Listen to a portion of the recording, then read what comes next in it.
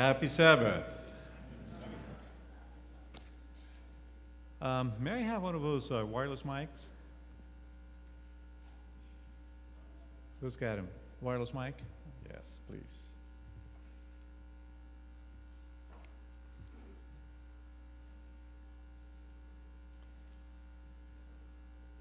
In the meantime, once I heard that the mind starts working the moment you're born and doesn't stop until you stand up to preach.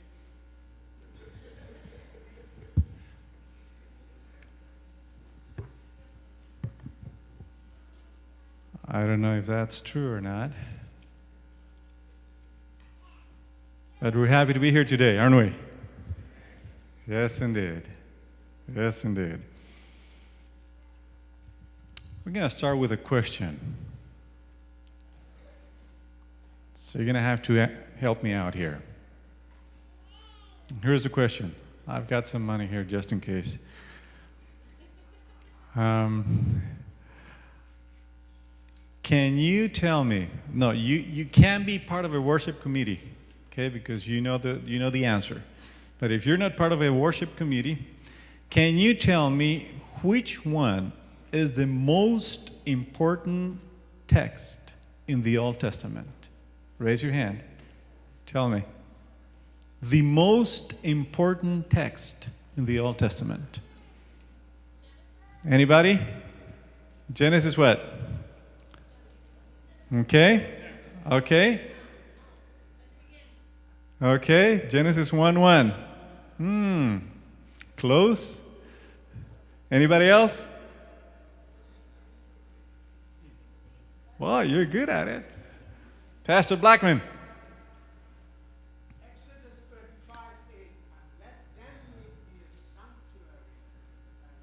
sanctuary. Well, among them. Amen. Exodus 25:8. That's a very good one, but not exactly the one I'm looking for. Boy.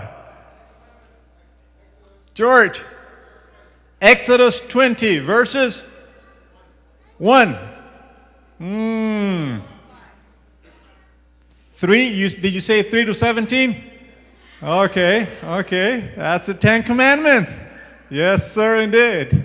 That's a very important one. You know that? That's not the one I'm looking for now. Okay, we got several hands here. Doctor? Genesis 3:15. You know, one of these days I'm going to be preaching about Genesis 3:15. It only takes me about 5 hours to preach about that text. But that's a very important text. You know what?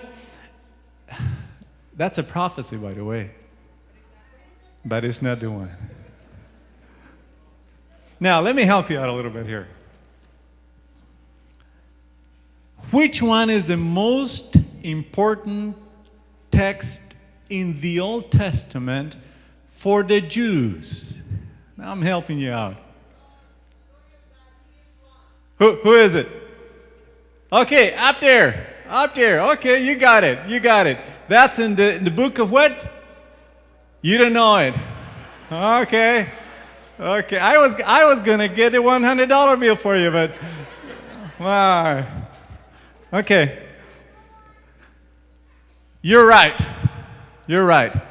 Deuteronomy chapter 6, verses 4 through 9. Deuteronomy chapter 6, verses 4 through 9. And before we start reading, let us pray again. Our Heavenly Father, we're so thrilled to be in your presence. Bless us. Teach us. In Jesus' name we pray. Amen. Now, if you don't mind, I'm going to ask you to do something here. I'm going to ask you to stand up as an act of reverence, because this is the way it was done back in the old days in the Old Testament. When people were reading or rehearsing Deuteronomy chapter 6, verses 4 through 9, they would all stand up. So please stand up. And we're going to read it together, okay? We're going to read it together. Follow me. Hear, O Israel, the Lord our God, the Lord is one. Love the Lord your God with all your heart and with all your soul and with all your strength. These commandments that I give you today are to be upon your hearts. Impress them upon your children. Talk about them when you sit at home and when you walk along the road, when you lay down and when you get up. Are you following me? Oh, that's a different version. Okay. And then it says, tie them as symbols on your hands and bind them on your foreheads. Write them on your door frames of your houses and on your gates. Now go ahead and be seated now.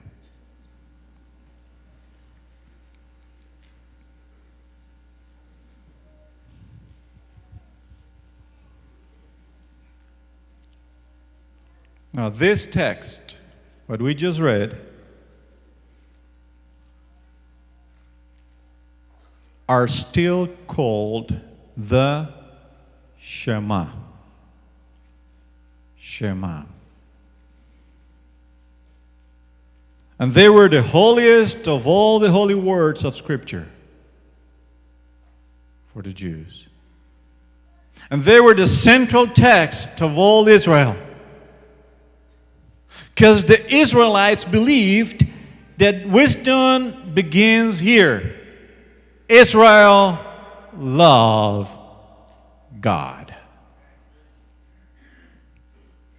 Love God with all your heart, with all your soul, with all your strength. They believe that the way you express this love for God, according to the text, is you do what God says. You do Torah, the teachings, the commandments, the law. You put the commandments on your heart. You teach them to your children. You strap them on your arms, on your head. You write them on the wall. You do whatever you need to do, but you make sure you are Torah people. Now, to tell you how passionate Israel was about the Shema, you look in the history and you'll find that as soon as a boy was able to speak, now let me clarify here. As soon as a boy was able to speak, which is generally about 10 years later than an average girl, it's true. Now, when the boy was able to speak, his father would teach him the Shema. In fact, I believe Deuteronomy 6:4 would have been the first passage that Jesus memorized as a little boy.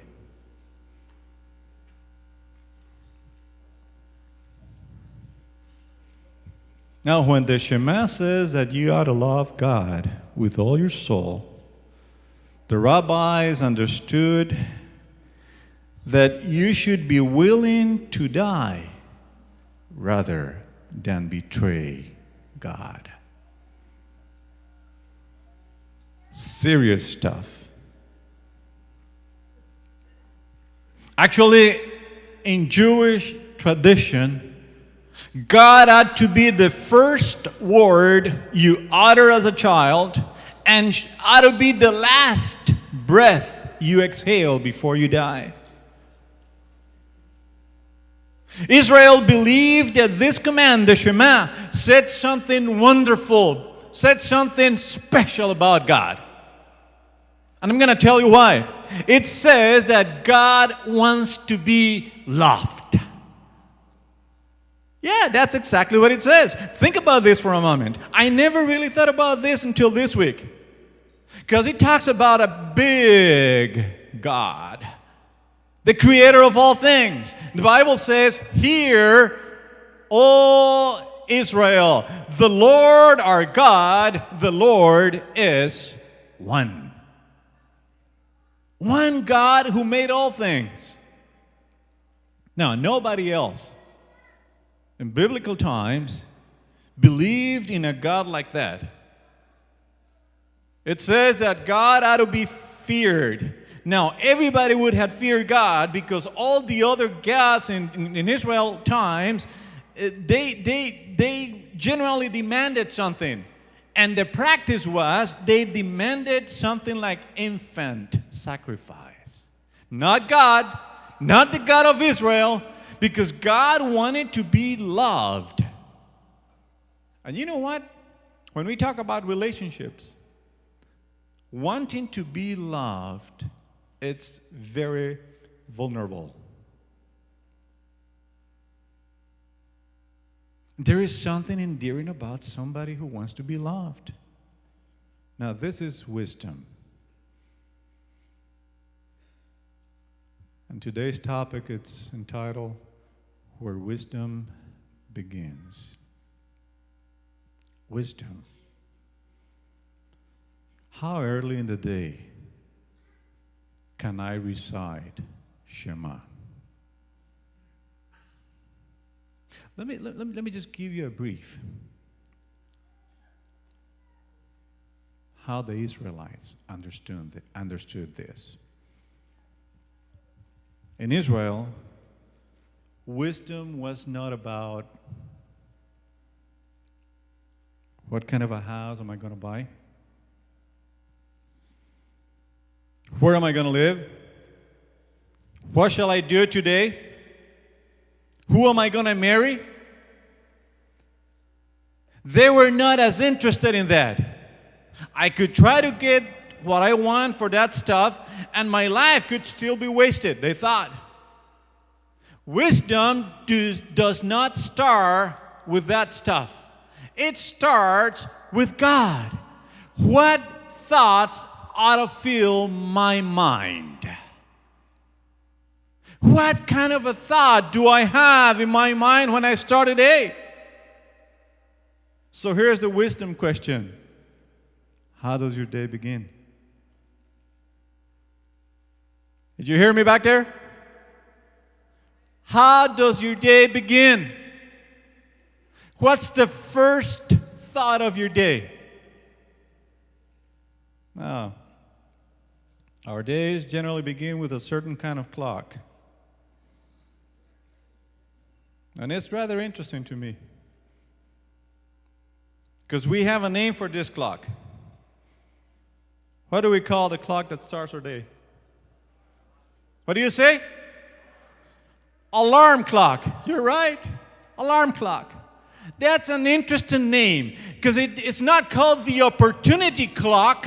It's not called the embrace the day clock. It's not called the carpe diem clock. It's called the alarm clock. Be alarmed another day. And usually that's the way we start a day. But Israelites, no, totally different story. They were so passionate about loving God that they wanted God to be the first word of the day. Why was it that they were so passionate about it? What was the big deal about reciting a bunch of words? We didn't do that kind of stuff today, do we? Nope. Why were they so carried away with these words? And I found out that they believe Deuteronomy 6:4-9 answer some of the biggest questions in life. Like, how shall I live my life? What shall I do with my life? Is there any hope for significance or meaning in my life? How do I make the wisest choices in life? What is wisdom? That's exactly what they believed. So here is a question for all of us smart people here. Actually, let's make a mass confession. Mass confession. Quick question.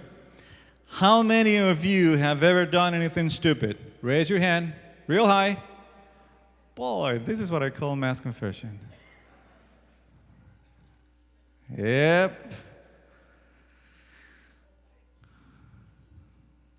Ever make a bad decision in your life?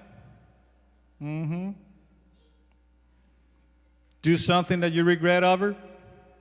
Mm-hmm. So here is a more fun one. How many of you have ever known somebody really, really, really smart, super smart, really high IQ, stellar SATs, degree from Harvard University, degree from any one of those big universities? But when it came to handling life, like anger, navigating relationships, managing finances, sexuality, learning to lose gracefully, choosing the right words. How many of you ever known a really smart person do something dumb? Have you? Oh, yeah.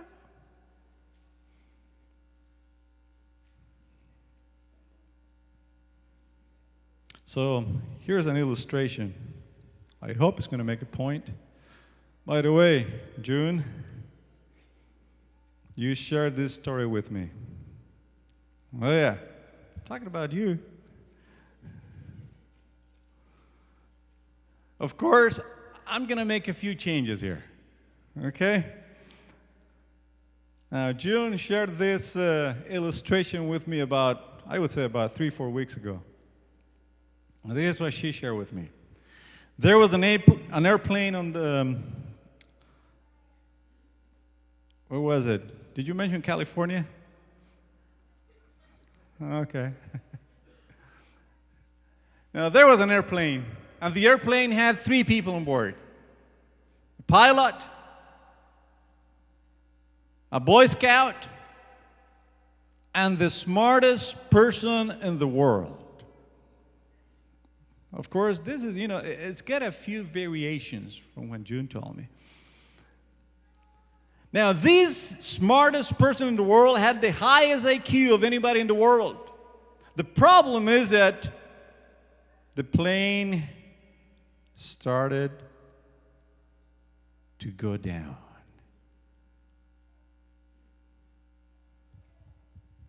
And there was a bigger problem. When the plane started to go down, because the engine wasn't working, they found out that there was only 2 parachutes in the airplane. So what happened? The world's smartest man grabs one of the parachutes and he says to the pilot and the Boy Scout, "Sorry about this, but you know what? I have a tremendous responsibility with the world. I'm the smartest person in the world. The world needs my brain, so I've got to survive." And he jumps out of a plane with a chute. And the pilot turns to the Boy Scout and said, "You know what, boy?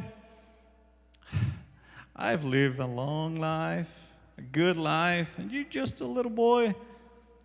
You've got a whole life in front of you. So go ahead, you take the other parachute. I'll go down with the plane." By that, the boy says, "Just relax, Captain. The world's smartest man just jumped out of this plane with my backpack."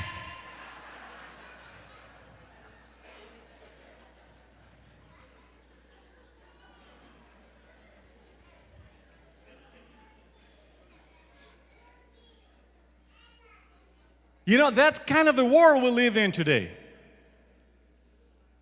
Really smart guys jumping out of planes, holding onto a backpack, but they think, and they're pretty secure, that they've got a parachute with them.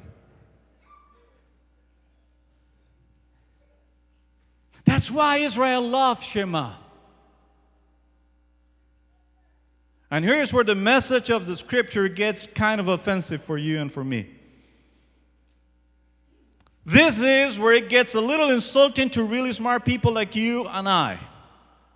Because in our days, conventional wisdom says when it comes to values, when it comes to matters, when it comes to meaning of and goodness, when it comes to things that are not as important, you've got to think for yourself. You've got to think for yourself. This is conventional wisdom. That's what society thinks.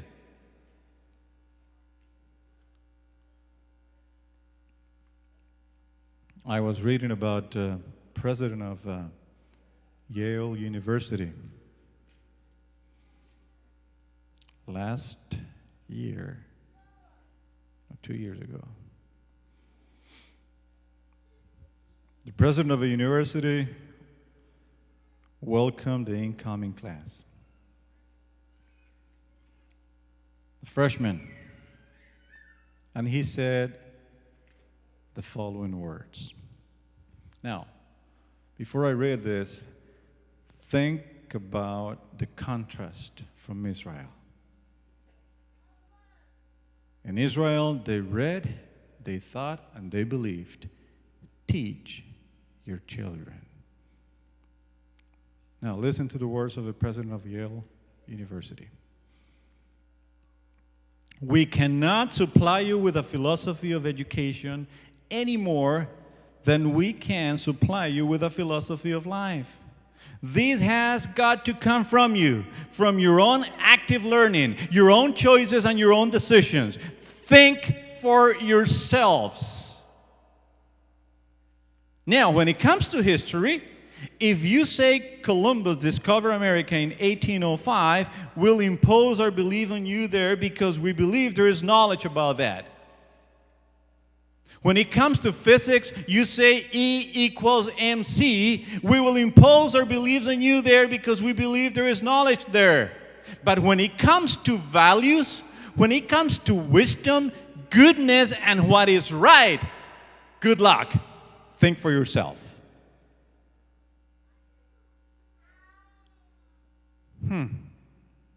In other words, what I'm reading here is that the university has absolutely no clue what you're supposed to do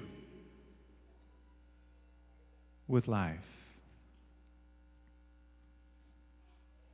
The university has the best curriculum you can get.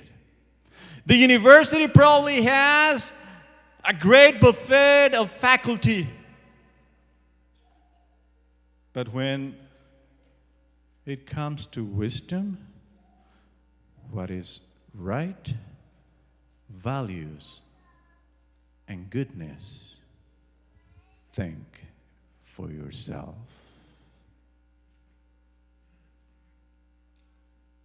Think for yourself. And you know, I believe we've been thinking for ourselves for a long, long time. I ask you, how's the world doing thinking for ourselves? Are we doing good?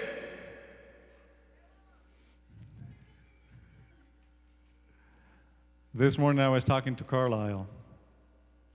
And you know, there is so much talk about this that we don't even know what else to think.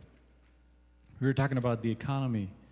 There's a worldwide bad economy. We're thinking for ourselves. There's a book called When America Told the Truth. And a research indicates that 91% of us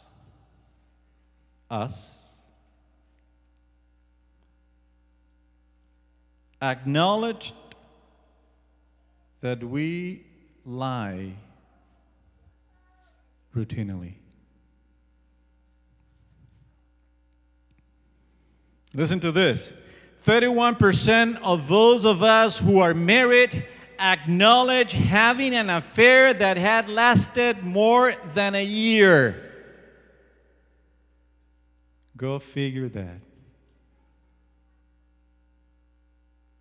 75% of us acknowledge that we lie most of the time when it's convenient for us.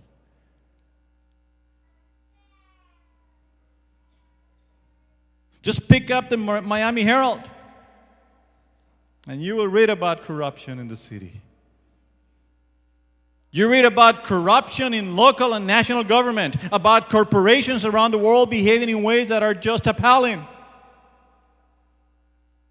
We're thinking for ourselves.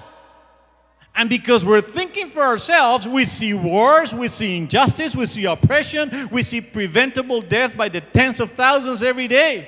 Because we're thinking for ourselves. That's what we do.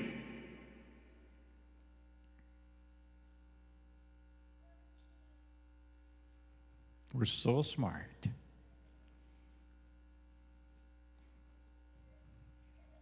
But God only understands the way of wisdom. He alone knows where wisdom dwells. And let me tell you, God's wisdom is way bigger and deeper than just how do I satisfy my agenda today?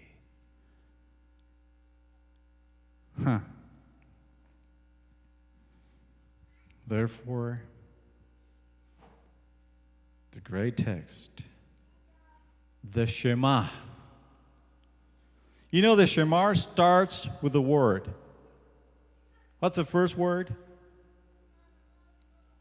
Deuteronomy chapter 6, verse 4. The first word, hear. Listen. Hear. Hear, all Israel. Shema. That's what it means, Shema. Hear, all Israel. It doesn't say, all Israel, think for yourselves.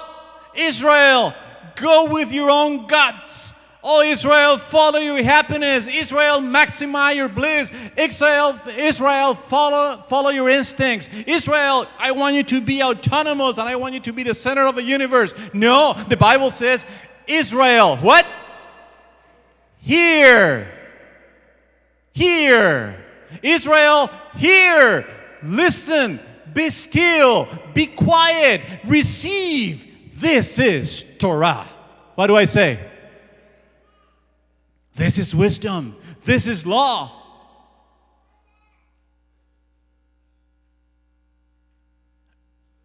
And when we talk about Torah, when we talk about wisdom, on God's perspective, it should never be some oppressive set of legalistic rules. Because Torah, law, represents the way to life or death. Now, this is the most important part of the sermon.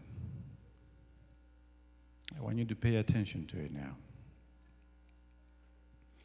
Miss everything else in life, but don't miss this one. This is Torah. This is wisdom. And the Bible says, strap it on your arms, tie it to your head, put it on a door, paint it on the gate, teach it to the kids. You know why? It's simple. Because we do not worship IBM. Because we do not worship HP. Because we don't worship money, we don't worship a resume, we don't worship stuff, we don't worship a country, we don't worship the health of our bodies, we don't worship our family. Only God, we worship the only God. God's everything we've got. Miss everything else in life, but don't miss it. God is the one to be worshipped. That's what Torah says. That's what Torah people ought to do. Worship the true God. But then, listen to this. Then, a rabbi named Jesus came along. Now Shema starts to become really interesting. Because somebody comes to this great teacher and asks him, Teacher, which is the greatest commandment in the law? And Jesus replies, love the Lord your God. Recognize these words? Yeah, back from Deuteronomy. With all your heart and with all your soul and with all your mind. This is the first and greatest commandment. See? That is Shema. But then Jesus says, the second is like it. And what did he say? Love your neighbor as yourself. All the law and the prophets, all the Torah, all the wisdom hang on these two commandments. And this is taken, by the way, from Matthew 22, verses 35 on. Now, Jesus was a good rabbi, wasn't he? Of course. And he starts, when he answers the question, he starts by affirming Shema. But then he goes to something very staggering. Because he says something that nobody was expecting. He assumes for himself the authority to amend, the authority to add to the Shema. Now, question for you. Who? Ultimately, who is it that gave Israel the Shema? Who was it? Who? Did you say Moses? God, of course. God gave Shema to Israel. Am I right or wrong? Okay, God did. Now, if God gave the Shema to Israel, who has the only authority to amend or to change or to add Shema? Who does? God. God does. My question is, who does Jesus think he is?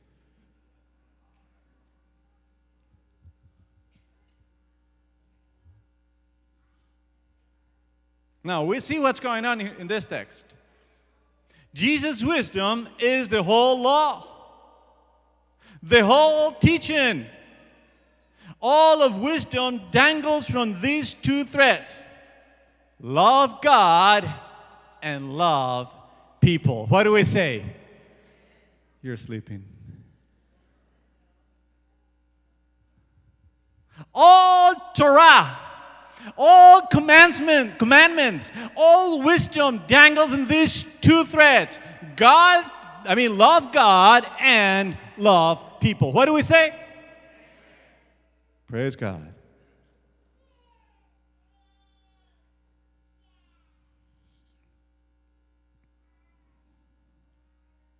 Church, we have to believe this.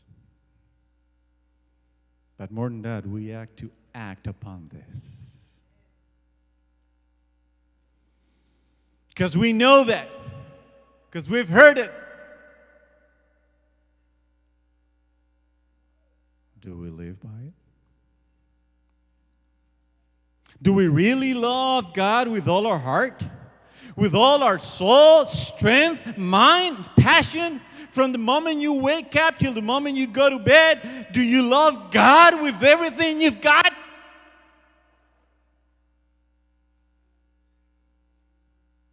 Think about that. But then the Bible says, the second is like it. It's of a piece with it. Because people get confused most of the time. People believe they can love God without loving people. And Jesus says, no way, Jose. You cannot love without loving people. The second is like it. He adds to it. And Jesus says, love your neighbor as yourself. Praise God. Wisdom.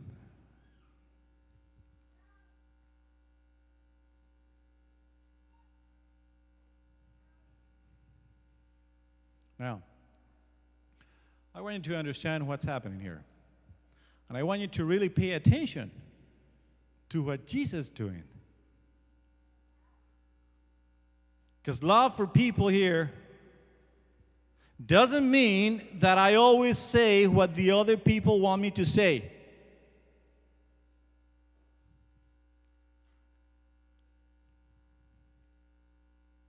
Heard that? Loving people doesn't mean that I always say what other people want me to say, or I try to make people feel good all the time. No. Has nothing to do with what Jesus meant. Jesus' love for people is unconditional. Unconditional. But when I say, and when Jesus says, love people as yourself, love people is when I behave in such a way that I try to help people move closer to what God wants them to be and to do. What do I say? And that doesn't necessarily mean that I make them feel good.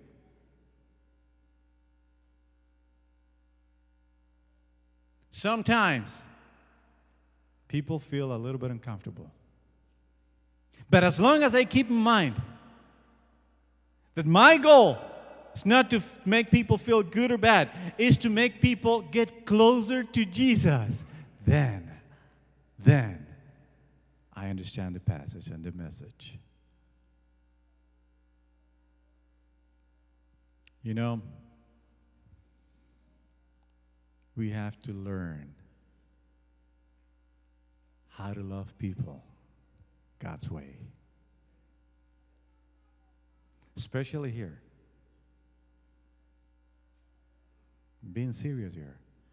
Especially in our church. We have to learn how to love people. What did I say? God's way. God's way. It's easy for me to say, I love my wife. It's easy for me to say, I love my sister. It's easy for me to say, I love the ones that are close to me.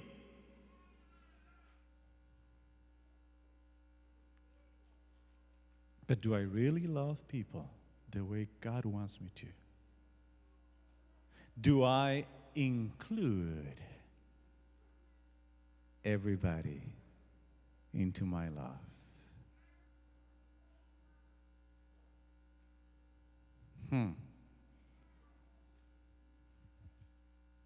Bible talks about love. But the Bible is very, very explicit about how do we ought to love.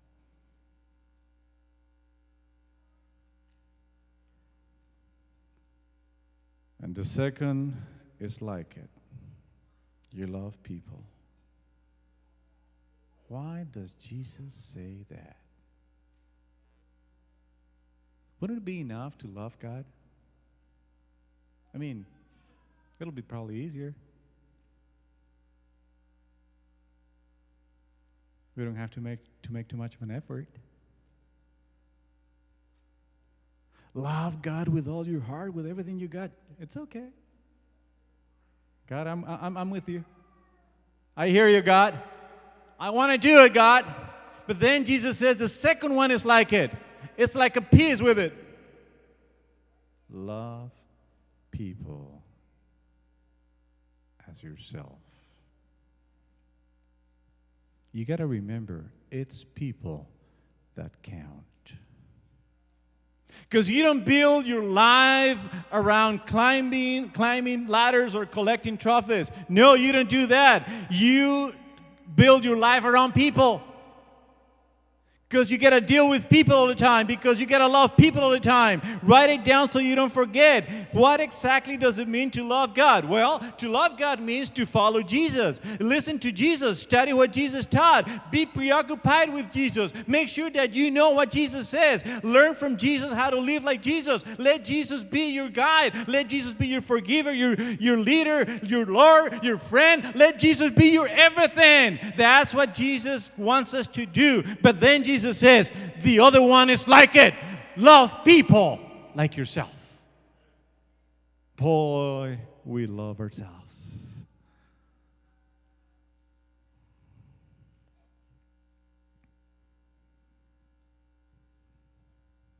And we will never, listen to this, we will never really understand what to love God is all about unless we learn to love people.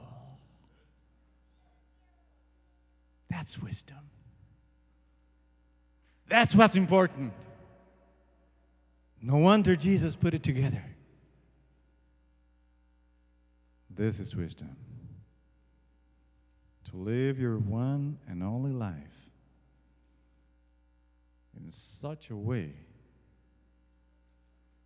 that when it comes to an end, and it will, God will look at you and say, "Well done, my faithful servant.